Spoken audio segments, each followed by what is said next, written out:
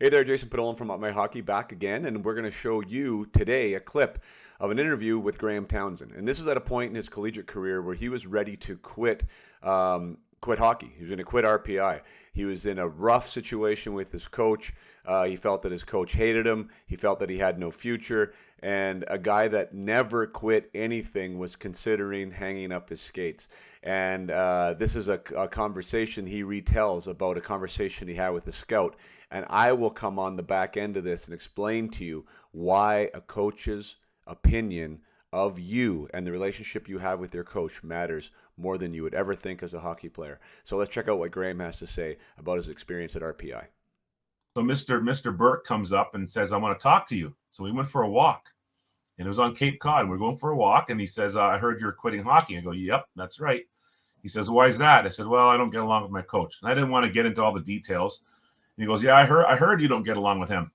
And he says, I said, yeah, he told me he's going to tell all you scouts that I suck at hockey. And he goes, well, he does tell me you suck. I said, see, there you go. So why should I bother? I mean, if he says, well, Graeme, you don't seem to understand the scouting process. I said, well, why don't you explain it to me? He says, we as scouts, we don't respect a coach's opinion on a player. I said, he goes, we have eyes. We can see who's good and who's not. I don't need your coach to tell me who can play hockey and who can't play hockey. I just want to know if you're a good person or not, if you're a good character guy, and your coach thinks you're a great character guy and he says nothing but good things about you. He just doesn't think you can play. But that's not going to affect your position next year. He says, I guarantee you someone's going to sign you. I'll never forget that. And he says, I guarantee, he goes, there's no way all 21 NHL teams will pass you up. I said, okay.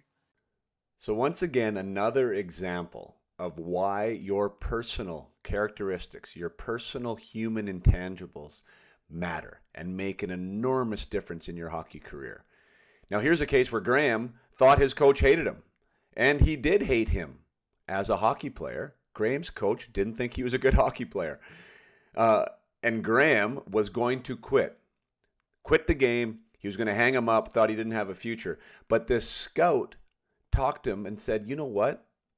Your coach thinks you're a great person. That's all I want to know from a coach. I have eyes in my head. I have a brain in my head, and I'm paid to scout hockey players. What I don't get a chance to see is what type of person you are, how you show up on a day-to-day basis, how you practice, how you lead your teammates. Are you a good example? Do you represent the school well? How do you treat others? That's what the scout didn't know. And Graeme's coach said, hey, he's a great person. I just don't think he's a good hockey player. Now, granted, this is a very rare example where somebody in a college or junior format where the coach doesn't think you're a good player and is actually good enough to go on and play NHL games. Like, wow. That's Graeme's case. He went on to sign with the Boston Bruins after he didn't hang up his skates and played his senior year at RPI, signed as a free agent, went into the minors and played with Boston, played with the New York Islanders, played with the Ottawa Senators. So an amazing success story. But again, to circle back, how you show up in your locker room, how you show up in the weight room, how you show up with the trainers, with your coaches, with your teammates, outside of the rink, in your classes if you're going to school, in your community. All these things matter to you. And not only do they matter, but they can actually make or break careers. So yes, the relationship with your coach does matter. Of course you want to be on the ice. Of course you want to impress him and earn minutes and get the looks from the scouts that you want. And you want to be on the ice in those big moments. But if you are not getting the ice time, if your coach doesn't like you or doesn't play you like you wanted, you still need to show up and act with class and act with character and act with integrity, because your coach is watching that too, as is the assistant coach, as are the other as is your teammates and the training staff. And that type of reputation will follow you. And that's the reputation you want to follow you, because you never know who's out there watching and likes your game and wants to see more of you and wants to invite you to a camp. And when it's the toughest, when you have that coach that isn't playing you, that is giving you a hard time, that you feel like the chips and the world's against you, that is your time to fight through. You will have more than one coach. Don't make him or her your last coach, right?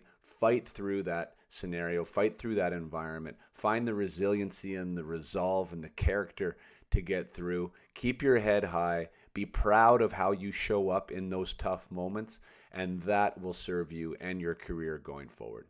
Play hard. Keep your head up. Just watch me.